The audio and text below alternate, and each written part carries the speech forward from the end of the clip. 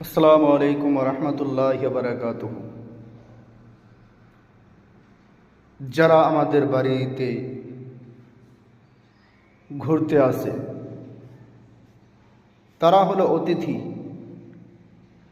আর এই অতিথি বাড়িতে আসলে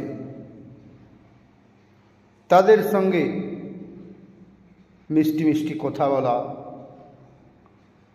এবং তাদেরকে মান সম্মান করা, এটি প্রত্যেক মানুষের উচিত। কারণ রাসূলুল্লাহ সাল্লাল্লাহু আলাইহি ওয়াসাল্লাম বলেন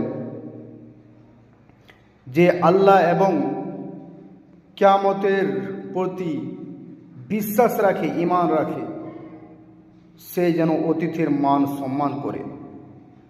এখান থেকে এটাই বোঝা যায় যে রাসূলুল্লাহ সাল্লাল্লাহু আলাইহি ওয়াসাল্লাম